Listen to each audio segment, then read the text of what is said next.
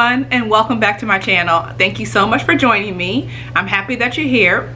We are going to talk about self-doubt today, one of my favorite topics because it's one that we all could use a little help with. It's one that we all encounter, that we all feel, and sometimes we just need a little help on how do we get over that big monster that I like to call self-doubt.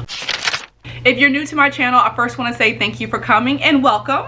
If you're not new, hello again. My name is Ebony Mpatani, and on my channel I give entrepreneurs or those who want to be entrepreneurs advice on how to turn your vision into a plan, your plan into action, and your action into results. I also give you insight into my lifestyle with my family. We're a family that traveled a lot. We consider ourselves an international family, so we also take you along on those trips, and hopefully we'll be able to do those trips again soon. But today's vlog is about self-doubt, so let's get into that. So first, let's talk about what self-doubt is. It's really just a mindset or thoughts that enter your mind that make you feel like you can't overcome an obstacle, or that you don't have a solution to a problem, or you don't have a path to get around over a challenge. So how do you overcome that? Basically, it sucks. It sucks. I hate self-doubt. It's a human emotion. We can't get rid of it. So let's figure out how we can overcome it. One quote that I love, and I'm going to read this to you guys, is erase self-doubt by working to build your strengths instead of focusing on your weaknesses. I 100% agree. You have many strengths within you, and you don't need to focus on your weaknesses. I always say you hire for your weaknesses and you increase and build on your strengths. We all have a purpose in this world. We all have something that we are good at and that makes us unique. That uniqueness is what you can build on when it comes to self-doubt. That is what will increase your confidence, and that is what will give you the tools that you need to overcome your own mindset and overcome your own self-doubt. It's what a lot of successful business entrepreneurs like to say is a practice of getting out of your own way. One of the biggest obstacles in becoming a successful entrepreneur is literally just getting out of your way and not feeling like, I don't know if I can do this. I don't know if this is going to work. That is you getting in your head, doubting your own abilities. You have all the tools you need within you, but a lot of times it's hard to bring those out when you have low self-esteem, or you have insecurities, or you're not sure about whether or not you can execute this. That is what we call getting out of your own way. So you build on your strengths. Building on your strengths will help you to overcome the self-doubt that's in your head. Some obstacles could be the environment that you're in, your lack of education in the subject matter that you're wanting to excel at, or it could be just encouragement from others. Self-doubt comes into place when you just feel like you're in the middle of something that you can't overcome. A lot of times, especially if you're someone that has a vision or an idea of something that you want to do well, you're going to have a period, and many periods along the way, where you are doubting whether or not you can do this. This can often even happen after you've already launched your business or your idea into action, and you're still doubting, is this really going to work? So let's talk about how you can get around that. One thing I always say is you have to write down your strengths and weaknesses. Write down what it is that you are really good at that you can contribute to what you're wanting to do. Write down what it is that makes you unique in this subject. Then look at your weaknesses. I want you to write that down and think about, okay, how do I get around these things that I am not necessarily good at? One thing that a lot of successful people will say is you hire people for your weaknesses, not your strengths. So you hire people to help you, or you seek out people to help you if you're not at the point where you can hire other people that can help you in the areas where you are weak. And that'll help add to the strengths that you already have. So you're building like a building block up there where you can have stepping stones that you can create on your own to help you overcome those obstacles. Also, what I mentioned before when I said it could be education, environment, or the people that surround you. If you need to go get more certifications to make yourself feel like you're more of an expert in that field, that's what you should do. That'll help you feel stronger mentally, and it'll help you have more of the academic knowledge so that you have confidence in what you're doing and what you're saying. Another obstacle that happens with self-doubt is lack of support. Oftentimes when you're wanting to turn your vision into a plan, there is a large lack of support, because you can have people that don't understand what you're doing. There could be people that feel like, oh, well, I can do that too. I mean, you're not the only one that can do that. And honestly, there's only one you. Only you can do what it is that you have a vision or an idea for well, because it's your idea, it's your vision. So you have to keep in mind that there's going to be a lot of naysayers. There's going to be a lot of people that feel like, you know, they can do it better than you. You have to change your mentality into a sense of saying, no, there's only one me, and maybe someone can do something better than you. There's always going to be somebody out there that's better than you. Look at Olympians, you know, they run in the Olympics and then the next year they don't win. It doesn't mean they're not still good at what they do. It doesn't mean you won't still be good at what you do. It just means you have to recognize the obstacles that are going to be in the way, that's going to cause you to have self-doubt, so that you can overcome them. And one of those is lack of support.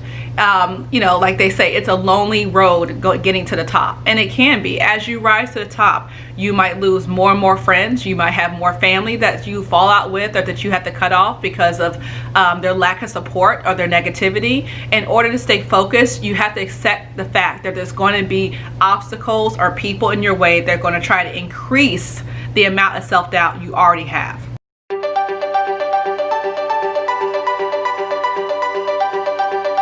So let's talk about 5 things that we can do to get over self-doubt. We've talked a little bit already about what causes self-doubt and some of the things that are in the way, but I want to give you 5 strategies to overcome them. 1, when it comes to lack of support, find your tribe. Find the people that are going to be positive on your road to success. Find the people that are going to encourage you. And sometimes it may not even be people that you know. Sometimes it could be watching a YouTube channel like this and finding someone that cheers you on and tells you that you can do it. That's one thing I would do, is find your support system, your true support system. Number 2 is educate yourself on the subject matter or the product that you're wanting to be successful at. Once you feel confidence academically or intellectually in what you're doing, that'll help resolve a lot of self-doubt, because you will walk into a room or you will get on camera or on stage and you'll be like, okay, I know what I'm talking about. I got this. So number 2, increase your exposure or your lack of knowledge of what it is that you're doing, because that will increase your confidence. Not only will that increase your confidence, but you need to become the expert in what it is that you're doing, whether it's beauty or fitness or, you know, coaching, whatever. You become the expert at what you're doing. That will increase your confidence, and that will take away a lot of your self-doubt, if not all of it. Number 4 would be acceptance. You need to accept that there's going to be times that you don't feel like you're at your best or highest performing level. There's nothing wrong with that. It's all what I call par for the course. You're going to have to have patience with yourself. You need to understand that I always say Africa was not built or developed overnight, and neither will your path to success. There is no deadline to your dream or your idea becoming your reality. So have patience with yourself. Understand that this is a marathon, not a sprint, and accept the fact that you will have ups and downs on this journey. So when you have, sometimes when you have to take 2 steps back to take 1 step forward, that's a part of acceptance. Is it, you know, a downer? Yeah. Does it suck sometimes? Yeah. But it doesn't mean this is the end of what you're doing. It's just going to be ups and downs. And the quicker you accept that, the easier it's going to be for yourself. So have patience with yourself. Have that acceptance and understand that, you know, you're still moving forward, and progress sometimes is slow, and sometimes you see quick results and sometimes you don't. So just have patience with yourself. So acceptance is number 4. Number 5 is be willing to be uncomfortable. When you're uncomfortable and you step outside of your zone, that usually means you're on your way to something great. So being your best self and coming out of your shell and out of your comfort zone is something you need to be ready and willing to be a part of. It's not going to be comfortable doing things on your own. It's not comfortable having people around you that don't believe in you. It's not comfortable not having a clear vision and a plan in place to get to where you want to go. You don't quite have everything figured out, which is fine. So be willing to sit in that space of being uncomfortable. It's going to be uncomfortable to do something outside of your norm. It's going to feel weird and strange to be taking a route that no one else around you is taking. But like I said, there's only one you. You have to create your own path. And when you start to create your own path, that is very uncomfortable. It can be scary. It can be nerve-wracking. You know, sometimes you're just like, oh gosh, is this really right? Which is self-doubt. Hello. And that is fine, but it's going to be uncomfortable. It's not going to feel right until it does feel right. That's one thing I love to say. It won't feel right until it does feel right. All of a sudden one time it'll just like click and you're like, okay, this is where I was meant to be. So my last and final tip is be willing to be uncomfortable. Another quote that I love that I think really speaks to self-doubt is, the only person you are destined to become is the person you decide to be. And that just speaks to the mentality, and that's something that I believe in 100%, is you have to decide if you're going to be someone with the purpose of being successful, or someone with the purpose of living in a space of, I don't know if I can do this. And again, I said it's normal to think, you know, I don't know if I can do this. That's perfectly normal. But there's a difference between truly believing that and just having nerves or being nervous or anxious about something, but still going for it. You have to be in a space of being able to get out of your own way. You will become whatever it is that you can convince yourself that you're going to be. Lastly, I'm going to leave you with this. My final quote, and you guys know I'm a sucker for quotes. You know, I kind of love them a lot, but this one really speaks to me as well. The worst enemy to creativity is self-doubt. And that is by Sylvia Plath. Again, that just speaks volumes.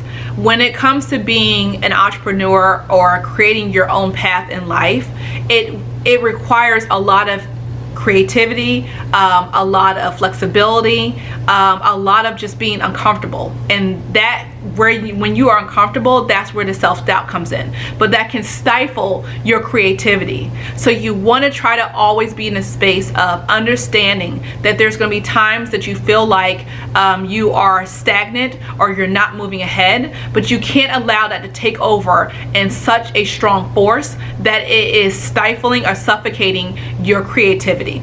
A big part of being successful is being able to adapt quickly, be flexible, be innovative, and be creative. And innovation cannot happen if you don't have the strong mentality of believing in yourself and what it is that you're doing. So when self-doubt comes in, understand that you can have your moment of feeling like, oh, is this going to work? But you don't fester in it. You move on and you allow yourself to go to the next step of being able to attain that goal. Those are my tips for self-doubt. So make sure you check out my other videos on how to live your life with intention and how to turn your vision into a plan. Because a lot of us have great ideas, we just don't know where to get started. And so I do have a video on that as well. This is part of what I would like to call like a pseudo 3-part series. So make sure you check out those other videos. Thank you so much for coming. I will see you guys again soon. Until next time, do not forget to hit that subscribe button, give me a thumbs up, and like this video. See you guys.